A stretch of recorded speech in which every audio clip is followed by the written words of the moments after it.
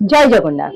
উল্টো রথ উপলক্ষে প্রভু শ্রী শ্রী জগন্নাথ দেবের 56 ভোগের মধ্যে অন্যতম একটি ভোগ মিঠা ডালি বা বাংলায় আমরা যেটাকে বলি মিষ্টি ডাল বানিয়ে দেখাচ্ছি। তো চলো যাওয়া যাক। মিঠা ডালির জন্য কি কি উপকরণ লাগছে আমরা একবার দেখে নিই। প্রথমেই লাগছে 200 গ্রাম অরহর ডাল বা তুর ডাল, লাগছে হিং, গোটা জিরে, আদা আর গুড়। পুরীর মন্দিরে জগন্নাথ দেবের ভোগ মাটির হাঁড়িতে বানানো হয়, তাই আমিও মাটির হাঁড়িতে বানাচ্ছি।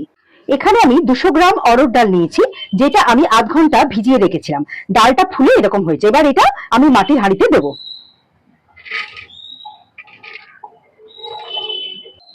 পরিমাণ মতো জল দেব। এই জলের পরিমাণটা যতটা ডাল দেবে তার থেকে যদি কাপ মাপে দাও 4 কাপ জল দেবে।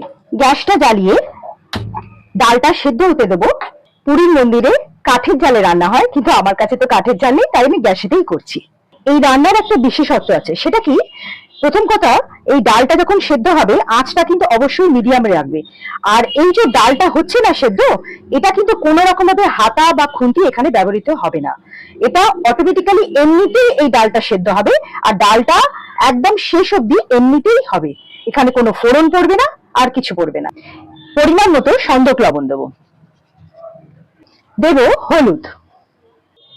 দেখো ডালটা নুন হলুদের সঙ্গে ঠিক এইরকম ভাবে ফুটবে। এটাকে কিন্তু কোনো রকম ভাবে হাতা খুন্তি একদমই ব্যবহার হবে না। তোমরা একটা কাজ করতে পারো, এই হাঁড়িটা খুব আস্তে ধরে এরকম এরকম নাড়িয়ে দিতে পারো। দেখো ডালটা জলটা বেশ কমে এসছে। এবার এই পর্যায়ে আমি আদা কোড়াটা দিয়ে দেবো। ডালটা জলটা অনেকটা কমে গেছে, এই সময় আমি গুড়টা দিয়ে দেবো। আর একবার এইভাবে নাড়িয়ে নেবে। এবার হিঙের গুঁড়োটা জল দিয়ে গুলে নিয়েছি। পুরীর মন্দিরে গোটা হিংকে জল দিয়ে গোলা হয়, আমি এটা এর মধ্যে দিয়ে দেবো। ডাল আমার সেদ্ধ হয়ে গেছে। হিংটা দেওয়ার পর আর একবার এরকম ভাবে একটু নাড়িয়ে নেবে। দিয়ে দেবো গোটা জিরে। মিঠা ডালি আমার তৈরি হয়ে গেছে। গ্যাসটা আমি বন্ধ করে দেবো। সব শেষে আমি ঘিটা ঢেলে দেবো। ঘিটা আমি গলিয়ে নিয়েছি। ঘিটা দিতে দিতে আমি একটা কথা বলবো এখানে, সেটা হচ্ছে পুরীর মন্দিরে পালিশ না করা মাটির পাত্রে রান্না করার কারণ হচ্ছে ঐশ্বরিক নৈবেদ্যের বিশুদ্ধতা, ধর্ম অনুষ্ঠানগত এবং সাত্ত্বিক ভাব বজায় রাখার জন্য পালিশ না করা মাটির পাত্রে রান্না করা।